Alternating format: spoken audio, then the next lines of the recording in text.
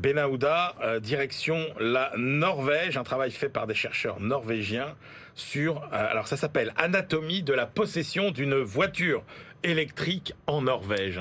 Alors, il n'y a aucun autre marché automobile au monde que celui de la Norvège où le basculement vers l'électrique s'est opéré aussi vite et aussi massivement. L'an dernier, 87% des véhicules neufs vendus dans ce pays étaient soit à batterie électrique, soit hybrides rechargeables. C'est encore 15 points de plus qu'en 2020, avec même une proportion des 3/4 à présent uniquement en batterie électrique. Une équipe d'économistes du transport à Oslo, sans lien avec les constructeurs, il faut le souligner, explique ici cette évolution très particulière en s'appuyant sur les données administratives du pays entre 2011 et 2017. Une spécificité socio-économique s'est répandue en aussi peu de temps à pratiquement l'ensemble de cette société norvégienne. 84% vivent en ville, sur une population de 5,6 millions d'habitants. Alors les foyers avec enfants dont les parents avaient donc cette période 2011-2017 entre 25 et 44 ans et diplômés de l'enseignement supérieur, vivant en banlieue d'une grande localité, ont été les précurseurs vraiment de l'électrique dans ce pays. De proche en proche, c'est ce mode d'usage de la voiture qui s'est imposé comme pratiquement la norme. Il y a 5 ans déjà, 40% de ces acquéreurs avaient franchi le pas, alors que pour les ménages sans enfants, vivant dans une zone rurale ou semi-rurale, où l'on a entre 45 et 64 ans, donc c'est aussi affaire de génération, et ayant fréquenté uniquement le secondaire, la probabilité n'était tout au plus que de 2%. Avec un paramètre tout à fait clé, si dans cette configuration, encore une fois socio-économique, il n'y a pas de péage sur la route entre votre domicile et le travail, l'achat électrique était quasi nul en 2017. Et puis, globalement, c'est un ménage norvégien sur deux qui est passé à l'électrique, qui a conservé une ancienne voiture thermique.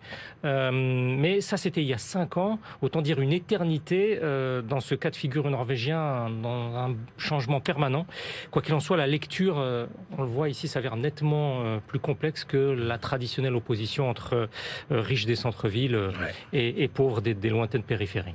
Il faut dire qu'il y a eu des incitations fiscales nombreuses aussi pour inciter à passer à la voiture électrique. Direction l'Argentine, maintenant, Benahouda. Un pays en feu, l'Argentine. Oui, est-il possible de réduire les incendies forestiers? C'est le CESO à Buenos Aires, Centre d'études économiques et sociales Scalabrini-Ortiz, qui tente de saisir la disparition d'1 million d'hectares en février dernier dans la province de Corrientes, qui est située au nord-est du pays, non loin du Paraguay. C'est un écocide qui s'est produit, des milliers de kilomètres carrés calcinés, des millions d'animaux tués, une faune gravement altérée, et puis la déstabilisation durable d'un tissu économique, des pertes d'emplois et de lourdes destructions de l'habitat, avec, nous expliquent ces chercheurs argentins, de graves conséquences sur la santé publique. À partir de là, on bascule dans l'économie, parce que ce rapport vise d'abord à recourir en prévention à l'outil fiscal. Comment? Alors, eux ont conçu une idée d'un dégrèvement spécial sur les différents impôts fonciers et immobiliers locaux pour les propriétaires dans les zones où l'incidence du feu est élevée. Ce coup de pouce du fisc serait soumis à l'application et à la gestion de pratiques de conservation visant à sauvegarder les sols. Des antécédents de ce type dans d'autres régions du pays ont porté leurs fruits, notamment autour du delta du Paraná, le delta du Paraná qui comprend la province de la capitale. Cela amène aussi ainsi les propriétaires terriens vers une autre logique vis-à-vis de la culture du surbrûlis, pardon. Donc on brûle les terres pour pouvoir cultiver ensuite. Mais cette incitation fiscale à ne plus incendier et à conserver donc les sols doit être compensée auprès des collectivités territoriales qui perdent des ressources, ce qui ne va pas de soi, bien entendu, à court terme, étant donné l'état des finances publiques argentines. Les auteurs explorent alors de différentes options, étape par étape, mais qui doivent tendre, nous disent-ils, vers la création d'un fonds national dédié.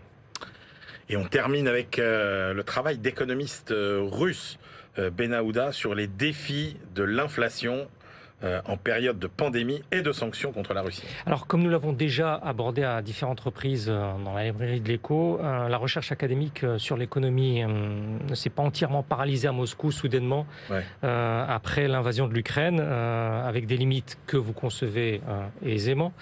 Mais vous pouvez ainsi vous référer par exemple à ce document collectif de chercheurs de la HSE, l'école russe des hautes études en sciences économiques, Natalia Akindinova et ses collègues brossent d'abord un panorama mondial du phénomène de l'inflation pour aboutir sur les facteurs d'accélération des prix propres à leur pays. Alors le basculement s'est opéré, nous disent-ils, en novembre 2020 avec une hausse des prix, y compris dans le non alimentaire, malgré l'effet d'endiguement des tarifs réglementés par les pouvoirs publics, très important en Russie.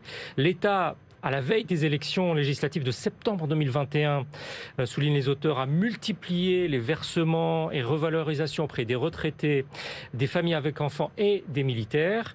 De manière classique, l'indexation a alimenté la hausse des prix à une période où les restrictions à la mobilité de la main-d'œuvre a parallèlement beaucoup pesé, d'où un effet ciseau sur les prix. Et puis survient la guerre, fin février 2022. Et là, c'est un épisode inflationniste d'une nouvelle nature qui s'est engagé. On a une description technique de l'action du Trésor, de la Banque centrale, qui, somme toute, en très peu de temps, dès la mi-avril, sont parvenus à un retour du niveau de la monnaie au niveau d'avant ce que les auteurs appellent les événements en Ukraine. Mais ça n'empêche pas les économistes de la HSE d'établir deux scénarios pour 2023, pouvant se transformer en un choc inflationniste ou bien en une limitation, somme toute relative, entre 8 et 12%. Beaucoup dépendra, nous disent-ils, de la vitesse d'élimination des ressources énergétiques russes d'Europe. C'est un point capital, nous disent-ils, et la difficulté du ciblage de l'inflation, en raison notamment d'un affaiblissement à venir, selon eux, du rouble, crée, je cite, des défis sans précédent pour le régulateur russe.